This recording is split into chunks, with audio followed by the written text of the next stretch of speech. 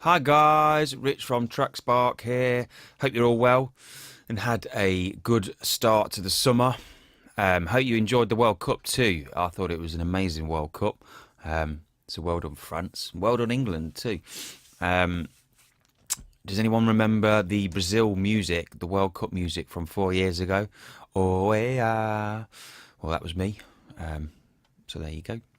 But anyway, on to today. I wanted to talk to you today about sort of EQing and the different types of EQ that I use and how I use them in conjunction with each other.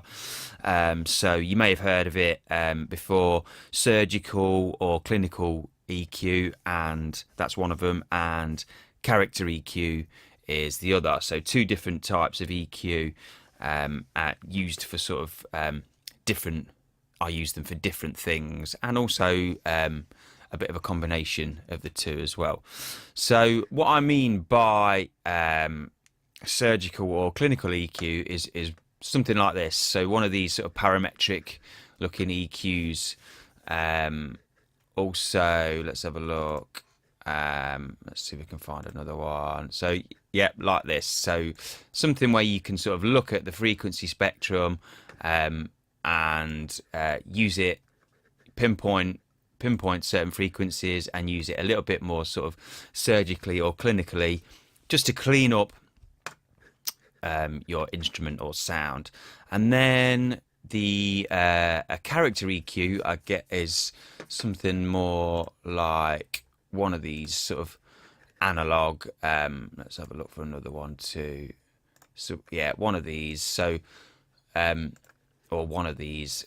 So sort of like an analog model of some old analog sort of hardware, and these give a little bit more sort of character specific to the EQ itself, this plugin itself. So the developers will try and emulate, especially with sort of this Neve 1073, they'll try and emulate all of the electronics and circuitry and gizmos and gadgets behind the front panel to what the original sounded like. So it's got a very distinct sort of sound rather than just one of those surgical EQs, parametric EQs.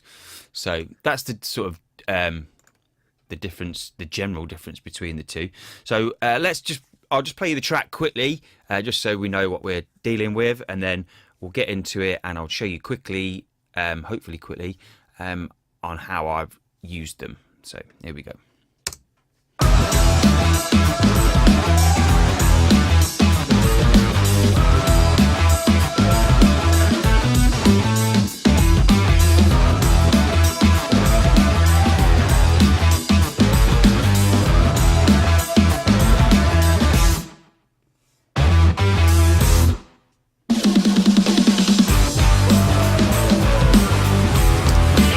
So there you go, bit of a cool sort of rock track that I've been working on. Right, so so how I've used. Let's start with the clinicals, shall we, or surgical, or whatever you want to call it. So how I've used it. You probably saw a second ago. A lot of it. High pass filters, low pass filters. If we go down, these are all guitar parts here, but I'll use it on a lot of them. Even on this bass sort of group here, there's a bit of a high pass and like a shelf here.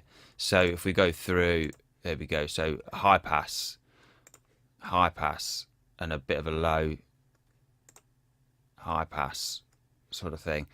And I'm using this just to clean out any sort of unwanted frequencies. So if we were to let's go back to this one. So if we were to listen to this in solo, and I'm going to take off this, and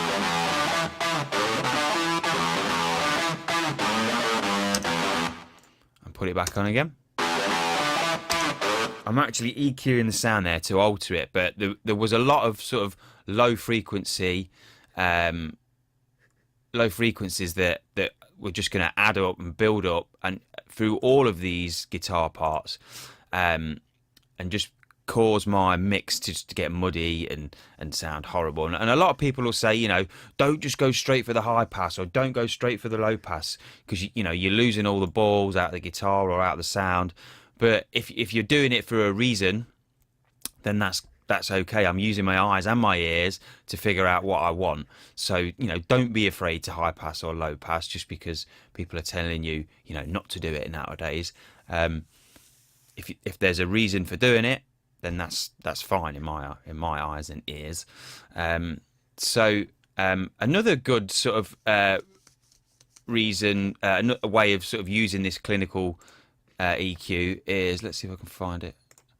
So I saw it a second ago. Here we go. So for notching out any, like I said, cleaning up, repairing your sound. So notching out any unwanted, horrible sort of tones or resonances that are appearing. So if we look at this sort of number 3 here, it looks obviously very particular. So let's solo this. Let's find this guitar part. Let's find there we go. And play it. Let's actually take number 3 out, sorry. So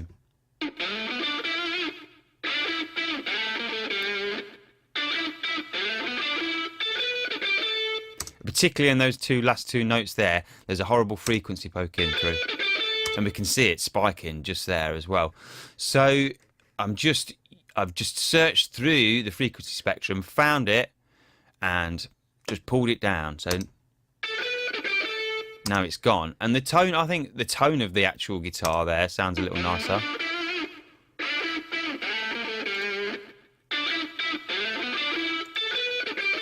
There's too much sort of presence, especially on that little bit that I've put in there, that horrible little sound. So that's cleaned it up.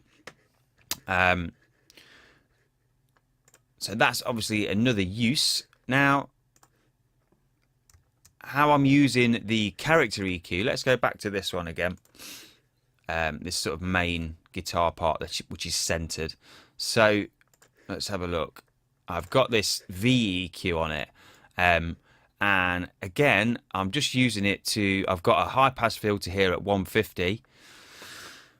And I'm boosting it at 820 and giving it a bit more at 10 kilohertz as well. So it's giving it a bit more bite and a bit more presence, and also cleaning it up. So let's just listen to it without. Let's find the riff bit. There we go.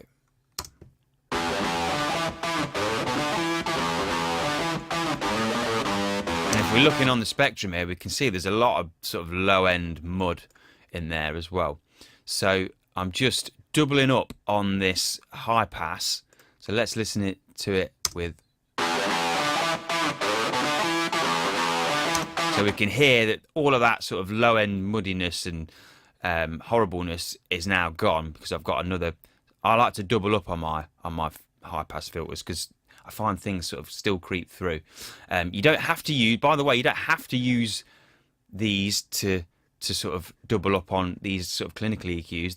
They do tend to have quite nice high pass and low pass filters, but you could also use. I like to double up on my. Let's just quickly show you. Double up on my high pass filters, just even with two sort of surgical or clinicals at different points. Even something like this. This is quite a nice one by Waves. You can sort of get the curve really nice and steep by stacking them. But if we were to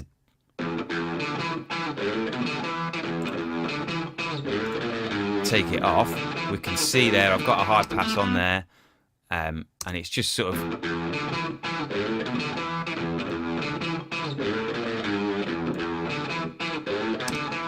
if I just put this on, just cleaning it up a tiny bit there, so it's stopping all of those accumulative muddy frequencies adding up and being a problem.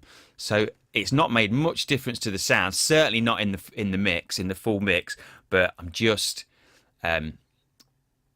tidying things up and keeping it from causing any problems. So but let's go back to this quickly. Okay, right, so let's get my VEQ up. So I've doubled up on my high pass there again, so it's cleaned it up, and like I said, I've boosted it at these 2 points, just to give it a bit more presence and a bit more bite in the mix. So again, turn it off.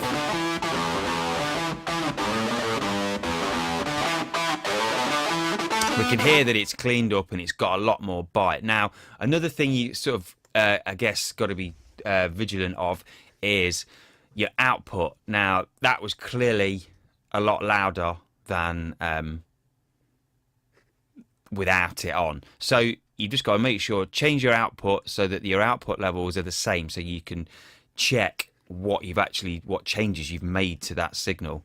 So let's just have a listen. So I've without.